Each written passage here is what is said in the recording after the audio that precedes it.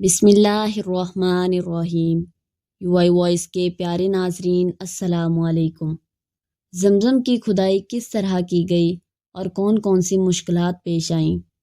حضرت ابراہیم علیہ السلام کے بیٹے حضرت اسماعیل علیہ السلام کے 12 بیٹے تھے۔ ان کی نسل اس قدر ہوئی کہ مکہ مکرمہ میں نہ سما سکی اور پورے حجاز میں پھیل گئی۔ ان کے ایک بیٹے کرار کی اولاد میں ایک شخص عدنان ہوئے۔ عدنان کے بیٹے معاد اور پوتے کا نام نزار تھا۔ نزار کے 4 بیٹے تھے، ان میں سے ایک کا نام مزر تھا۔ مزر کی نسل سے قریش بن مالک پیدا ہوئے، یہ فہر بن مالک بھی کہلائے۔ قریش کی بہت اولاد ہوئی، ان کی اولاد مختلف قبیلوں میں بٹ گئی۔ ان کی اولاد میں سے قصی نے اقتدار حاصل کیا۔ قصی کے آگے 3 بیٹے ہوئے، ان میں سے ایک عبد مناف تھے، جن کی اگلی نسل میں ہاشم پیدا ہوئے۔ ہاشم نے مدینہ کی ایک سردار کی لڑکی سے شادی کی۔ ان کے ہاں ایک لڑکا پیدا ہوا، اس کا نام شیبہ رکھا گیا۔ یہ پیدا ہی ہوا تھا کہ ہاشم کا انتقال ہو گیا۔ ان کے بھائی مطلب مکہ کے حاکم ہوئے۔ ہاشم کا بیٹا شیبہ مدینہ منورہ میں پرورش پاتا رہا۔ جب مطلب کو معلوم ہوا کہ وہ جوان ہو گیا ہے تو بھتیجے کو لینے کے لیے خود مدینہ گئے۔ اسے لے کر مکہ مکرمہ پہنچے تو لوگوں نے خیال کیا یہ نوجوان ان کا غلام ہے۔ مطلب نے لوگوں کو بتایا یہ ہاشم کا بیٹا اور میرا بھتیجا ہے۔ اس کے باوجود لوگوں نے اسے مطلب کا غلام ہی کہنا شروع کر دیا۔ اس طرح شیبہ کو عبد المطلب کہا جانے لگا۔ انہیں عبد المطلب کے ہاں ابو طالب، حمزہ، عباس، عبداللہ، ابو لہب، حارث، زبیر، زرار اور عبد الرحمن پیدا ہوئے۔ ان کے بیٹے عبداللہ ہمارے نبی حضرت محمد صلی اللہ علیہ وسلم پیدا ہوئے۔ عبد المطلب کے تمام بیٹوں میں سے حضرت عبداللہ سب سے زیادہ خوبصورت اور سب سے زیادہ پاک دامن تھے۔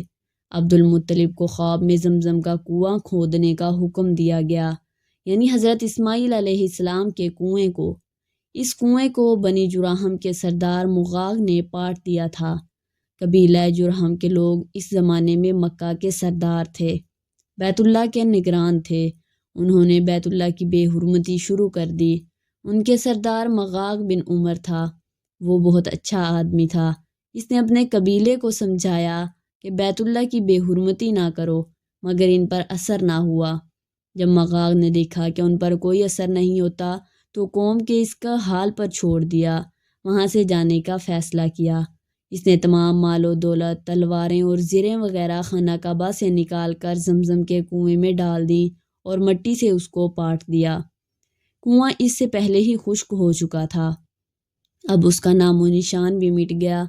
مدتوں بعد یہ کنواں بند پڑا رہا۔ اس کے بعد بنو خزاعہ نے بنو جرہم کو وہاں سے مار بھگایا۔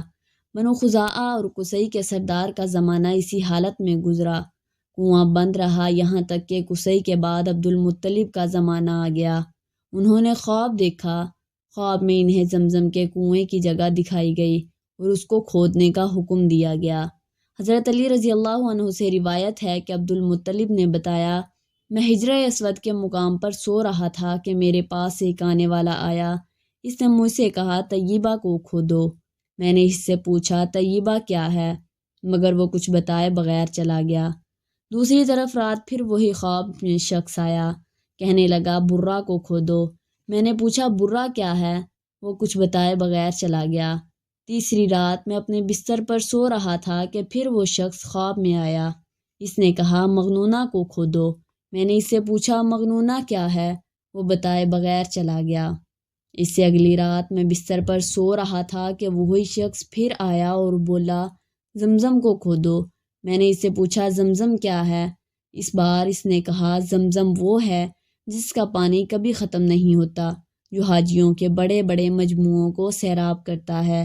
عبد المطلب کہتے ہیں میں نے اس سے پوچھا یہ کنواں کس جگہ ہے، اس نے بتایا جہاں گندگی اور خون پڑا ہے اور کوا انگوٹھے مار رہا ہے۔ دوسرے دن عبد المطلب اپنے بیٹے حارث کے ساتھ وہاں گئے۔ اس وقت ان کے یہاں ایک لڑکا تھا۔ انہوں نے دیکھا وہاں گندگی اور خون پڑا تھا اور ایک کوا انگوٹھے مار رہا تھا۔ اس جگہ کے دونوں طرف بت موجود تھے اور یہ گندگی اور خون دراصل ان بتوں پر قربان کیے جانے والے جانوروں کا تھا۔ پوری نشانی مل گئی تو عبد المطلب کھدال لے آئے اور کھدائی کے لیے تیار ہو گئے، لیکن اسی وقت قریش وہاں آ پہنچے۔ انہوں نے کہا، اللہ کی قسم ہم تمہیں یہاں کھدائی نہیں کرنے دیں گے، تم ہمارے ان دونوں بتوں کے درمیان کنواں کھودنا چاہتے ہو جہاں ہم ان کے لیے قربانیاں کرتے ہیں۔ عبد المطلب نے ان کی بات سن کر اپنے بیٹے حارث سے کہا، تم ان لوگوں کو میرے قریب نہ آنے دو، میں کھدائی کا کام کرتا رہوں گا، اس لیے کہ مجھے جس کا حکم دیا گیا ہے میں اس کو ضرور پورا کروں گا۔ قریش نے جب دیکھا کہ وہ باز آنے والا نہیں تو رک گئے۔ آخر انہوں نے کھدائی شروع کر دی۔ جلد ہی کنویں کے آثار نظر آنے لگے۔ یہ دیکھ کر انہوں نے اللہ اکبر کا نعرہ لگایا اور پکار اٹھے، یہ دیکھو، یہ اسماعیل علیہ السلام کی تعمیر ہے۔ جب قریش نے دیکھا کہ انہوں نے تو کنواں تلاش کر لیا تو ان کے پاس آ گئے اور کہنے لگے، عبد المطلب، اللہ کی قسم یہ ہمارے باپ اسماعیل علیہ السلام کا کنواں ہے اور اس پر ہمارا بھی حق ہے، اس لیے ہم اس میں تمہارے ساتھ شریک ہوں گے۔ یہ سن کر عبد المطلب نے کہا، میں تمہیں اس میں شریک نہیں کر سکتا، یہ مجھے اکیلے کا کام ہے۔ اس پر قریش نے کہا، تب پھر اس معاملے میں ہم تم سے جھگڑا کریں گے۔ عبد المطلب بولے، کسی سے فیصلہ کرا لو۔ انہوں نے بنو سعد ابن حزام کی کاہنہ سے فیصلہ کرانا منظور کیا۔ یہ کاہنہ ملک شام کے بالائی علاقے میں رہتی تھی۔ آخر عبد المطلب اور دوسرے قریش اس کے طرف روانہ ہوئے۔ عبد المطلب کے ساتھ عبد مناف کے لوگوں کی ایک جماعت تھی، جبکہ دیگر قبائل قریش کی بھی ایک ایک جماعت ساتھ تھی۔ اس زمانے میں ملک حجاز اور شام کے درمیان ایک بیابان میدان تھا، وہاں کہیں پانی نہیں تھا۔ اس میدان میں ان کا پانی ختم ہو گیا، سب لوگ پیاس سے بے حال ہو گئے، یہاں تک کہ انہیں اپنی موت کا یقین ہو گیا۔ انہوں نے قریش کے دوسرے لوگوں سے پانی مانگا، لیکن انہوں نے پانی دینے سے انکار کر دیا۔ اب انہوں نے ادھر ادھر پانی تلاش کرنے کا ارادہ کیا۔ عبد المطلب اٹھ کر اپنی سواری کے پاس آئے، یوں ہی ان کی سواری اٹھی، اس کے پاؤں کے نیچے سے پانی کا چشمہ ابل پڑا۔ انہوں نے پانی کو دیکھ کر اللہ اکبر کا نعرہ لگایا، پھر عبد المطلب سواری سے اتر آئے۔ سب نے خوب سیر ہو کر پانی پیا اور اپنے مشکیزے بھر لیے۔